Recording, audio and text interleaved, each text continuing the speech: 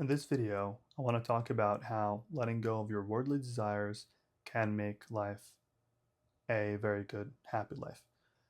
Now, there's this concept that I've come across which is called asceticism, I think, and I have this the Wikipedia definition here, and it says asceticism is a lifestyle characterized by abstinence from worldly pleasures through self-discipline, self-imposed poverty, and simple living, often for the purpose of pursuing spiritual goals.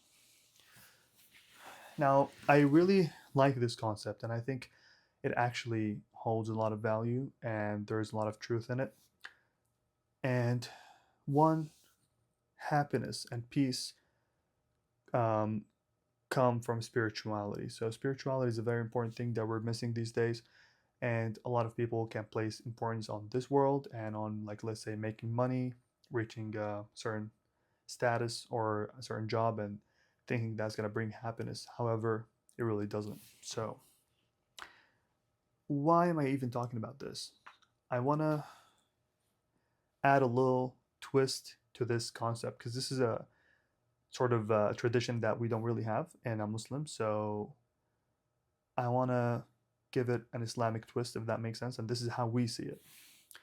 So rather than sort of being a non-functioning member of society, so going on to a remote place and being religious slash spiritual, meditation, fasting, and I don't know, let's say not marrying and just being on your own and meditating and reaching sort of spiritual enlightenment. While I think there's a lot of truth in that, but I think it can be wrong in certain things as well. But the concept, the core concept, which is letting go of these worldly desires and reaching happiness and spiritual fulfillment, is correct, I think. And this is the point of the video. But I want to like sort of correct the points that I don't think are correct, and this is purely my perspective, so it doesn't have to be correct as such. Now, I think they got it wrong in the where you essentially become a person that's not really helpful to society, and thus, if you think about it, if it's a good way to live, you'd expect everyone to be able to apply it. And if everyone applies it, then no one's going to be here to build society and actually make the world run or function. So that can't be correct for everyone. It's not something that everyone can do. And however, the way that I'm suggesting actually works for everyone. And number two, this way is it links sort of being happy and letting go of your worldly desires to actually not enjoying life and sort of not indulging in any pleasurable activity as opposed like except spirituality, so except praying, meditating, things like that. As I said, it's not wrong, but what I'm suggesting is, and what I think actually works, and what I think is really conducive for a very balanced and happy life, is internally working on that, but not externally. And what I mean by that is having the world in your hand, but not in your heart. And this is a very Islamic concept here. If you're interested in philosophy, I guess this is a really interesting philosophy. Um, let's say there's a rich man, okay? And let's say we have two rich men. One has money in his hand and the other has money in his heart. What does that even mean? The difference is the one who has money in his heart actually lives for money and is deeply attached to money. If that money is lost, they would feel intense pain. And if they make money, they feel a lot of pleasure. So at the start, they were working to make money, but now they're just working for money. So that deep attachment to the world is not very healthy. The other person who has money in their hand but not in their heart, they work to make money.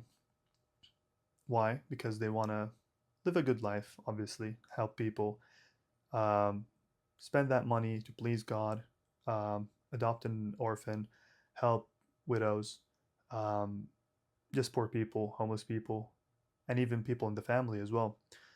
And that person is not deeply attached to money. That's why they can spend it. That's why they're not frugal. That's why they're not stingy. And they don't care for the money as such. They see it as a tool to help society, help people build a strong community with the money. But they are not attached to it as such. So if they lose it, they're not that sad about it, and they make money, they're not that happy about it. A neutral person, a balanced person, if that makes sense. Excuse me.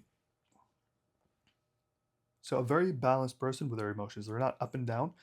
They're constantly balanced and grounded, and they derive their happiness from their spirituality, from God, and knowing that this world is a temporary place and their place is in heaven after they die, hopefully.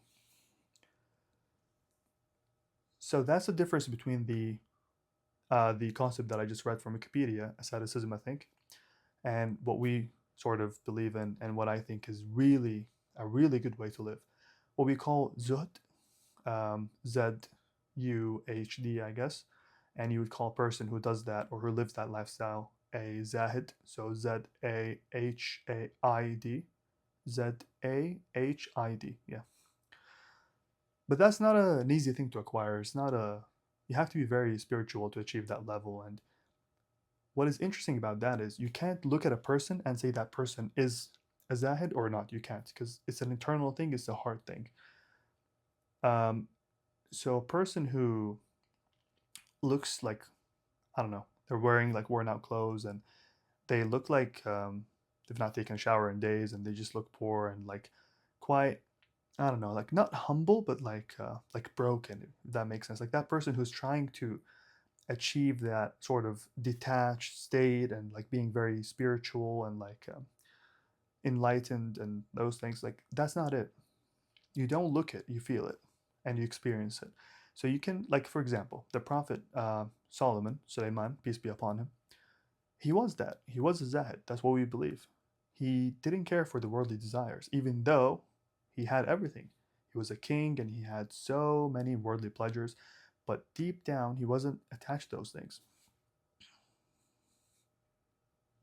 And there is a story in the Quran about him when he was with the horses and they made him skip prayer, I think.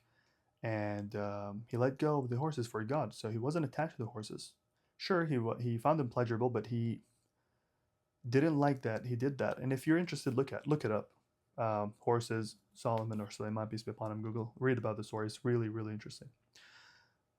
So that's how a prophet like him, a very spiritual, very righteous, very strong man, has everything, like all the worldly desires, all the worldly pleasures, but he's not attached to them as such. God is always first. Spirituality is always first. The heaven is always first. That's what they see. So it's something internal. It's nothing. You don't look like a person who's zahid. You live it.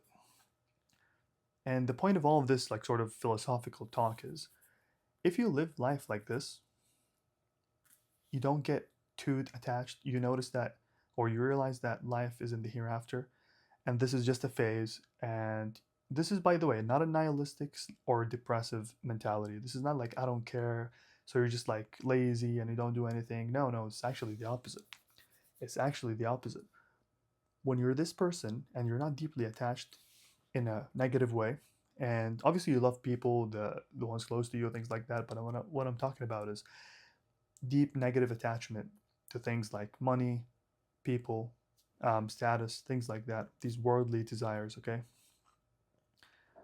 um, you're able to progress in life, and you're able to, again, work to make money, build relationships, have a healthy relationship with your wife, things like that, without it being too much where it can cause anxiety and depression.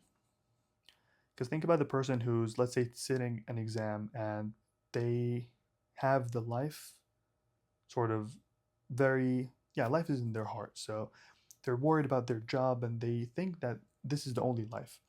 This exam means so much because if they fail the exam, that's it. Like they can't make money, they're gonna like die and be homeless, and that's it. But if someone knows that no, there is an afterlife, this is just a phase, this exam is just an exam. So a lot of anxiety goes away, a lot of depression goes away.